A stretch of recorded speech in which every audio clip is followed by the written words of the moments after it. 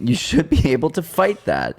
And so our hypothesis is that if you give your body what it needs, you'll be able to feel healthier longer, right? So Peter Attia, Andrew Huberman, all these guys are talking about health span versus lifespan. The average lifespan is 79-ish years. The average health span is 61 years. Lifespan is your birthday, death day, the difference in between. Health span is at what point you stop living a high quality life. Why is there an 18-year difference in that? Yeah, that sucks. Like, wild. I don't want to be a part of that.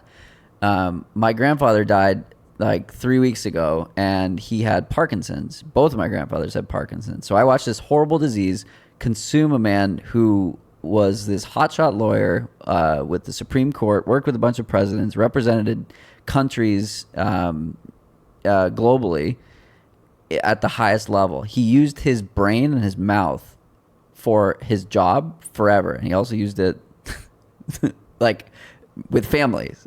He's a very loud person, and his thought, you never wondered what he was thinking. And he couldn't speak and he couldn't eat for like a few months. Oh. And that was the worst of it, but it was getting worse for like 5 years. And so that's the decline of health span. I watched my other grandfather do the same thing, right? Like, your brain is there when you have Parkinson's, but your body is not responding to what your brain is telling it to do.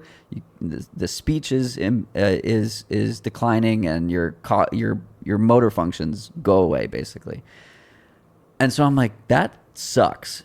I want to avoid that for as long as possible. And this gap reduction of the health span to lifespan component is like, instead of, I don't know how many people are watching this versus listening to it, instead of going like a long, slow, linear decline, which seems brutal and awful, you don't really decline all that much. You don't really decline all that much, and then you just fall off a cliff and die. Just don't wake up one day. You just don't wake up one day.